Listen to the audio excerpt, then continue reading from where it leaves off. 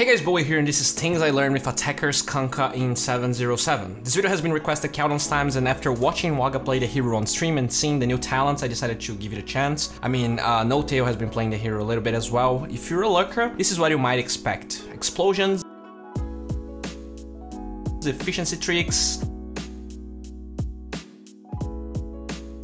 and some fails. A small disclaimer that needs to be added in this video is that I'm not a big fan of mid Kunkka. It can be amazing, but his mid-game power spike is pretty bad in my opinion. He really shines with Daedalus, and his effectiveness in that period until he farms it can be quite mediocre. Still, it has potential if you're good with the hero, and it can be quite fun if you have low self-esteem, and the only thing that really makes you happy is killing a lot of people with one big crit.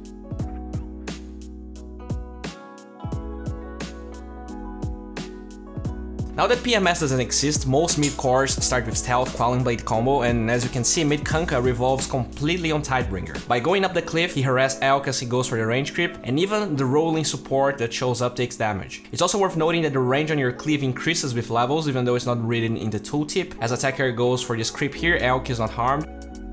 And because of that, and the amazing scaling on the skill, it's always max first on mid Kunkka. This hero is quite decent in lane, he has easy follow-up for most roaming supports, and with a crispy torrent they kill Elk, not once, but twice here. It's worth noting that he doesn't X Elk back immediately. That buys a little bit of time for Willow to get there, maybe being the difference between getting the kill or not, or a support dying during all of that.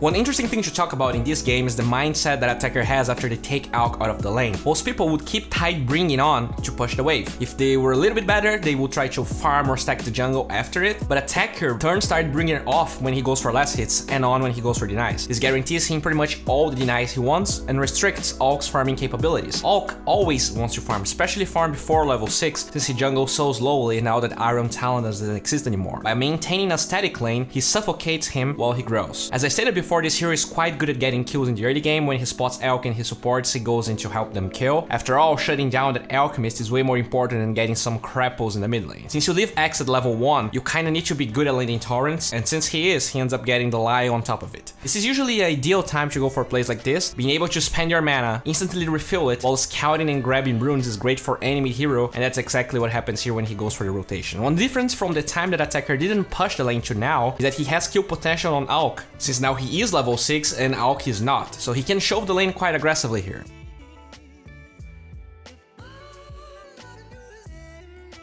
One cool aspect of this rotation is how he goes through the trees instead of up the ramp. He takes no tower damage, and since it's nighttime, it's hard for Elk to see him and thus easier for him to land the torrent. He gets sniped by the creeps though, but at least takes their spirit instead. After both gets used though, Elk knows that he can try to get some farm mid.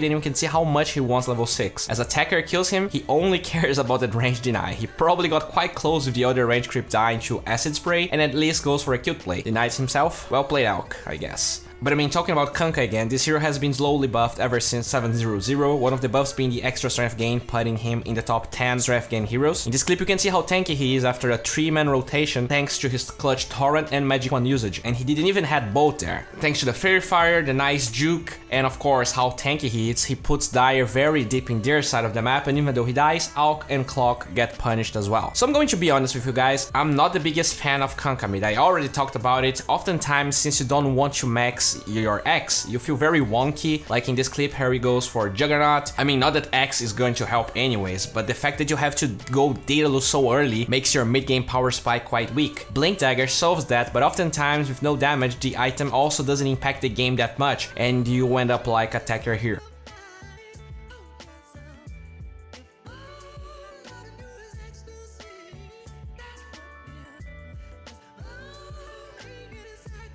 In my opinion, if you want to make it work, you have to be efficient and you need to practice the hero a lot. For instance, one of attacker's favorite places to farm is this part of the Dire jungle. He aligns himself to hit both creeps, and even though he wanted to hit both camps with the second attack, he wants to hurry to spawn more creeps, and while he wasn't able to be fully efficient there, after he farms a large camp during the regen rune, pay attention how he torrents the medium camp to have enough damage to burst through it all. With Crystallis, we start seeing attacker farming Ancients now. He makes sure to use Torrent to take less damage, and in this video, we can see him starting to use that damage in fights. He rarely risks Torrents when he has allies close to him. He most likely chains stuns after his team uses spells.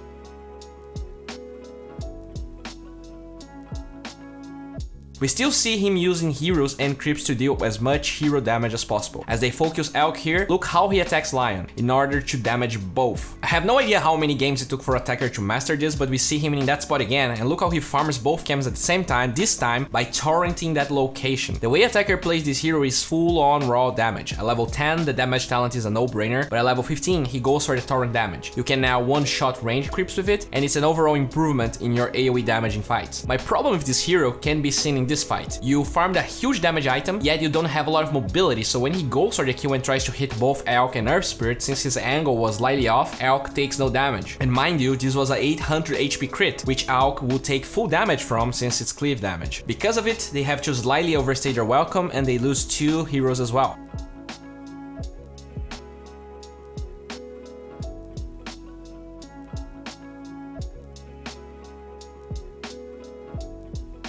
If you don't play a lot of Kunkka, you should know that your bolt is not only a stun, but a 50% damage reduction buff that affects your whole team. Since as a core, you're tankier, sometimes you can survive the initial burst, and ulting in the direction you're running from, or even where you're standing, can be a good way to survive more, like shown here. Blink Dagger is where your hero really starts shining. Out of that fight, they take tier 3s, and you can start seeing plays like this one. Willow gets doomed, and he's able, with Torrent, X, and Blink, to stop Elk and deny the Crazy Girl. The strength of this hero after this point is his very low risk ability to push waves and damage team fights. When you go for the extra torrent damage, even if you don't crit, you're reliably taking most creeps down anyways, and that allows you to open up the map and go for kills as enemies are forced to deal with the waves you shove. In this footage, for instance, he's able to deal with an entire catapult wave in an instant. See how he waits the next wave before jumping in? And because of that, Radiant has 2 massive catapult waves pushing as Dire goes bottom. In a game where your Monkey King core dies without buyback, having a hero like Kunkka shoving waves allows you to go for easy trades like this one. It's quite fascinating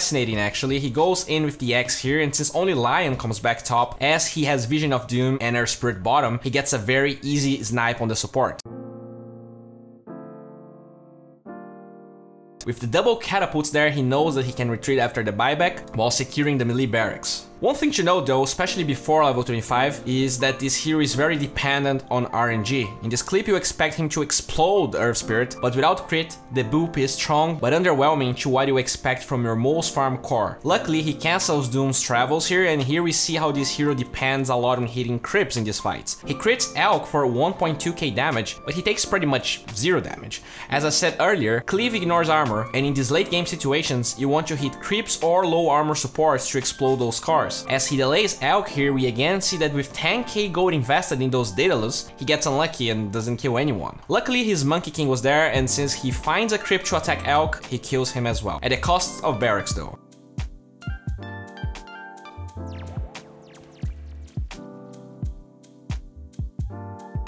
I'm a big fan of his play here, using X to shrine up and push faster with his team. The style of play is quite similar in the late game. You're almost always playing around your X so that you can slowly wear the enemy down. So he ults here, goes in with X, and as enemies die, he finally uses X aggressively and blinks in with no safety mechanism, finishing them off.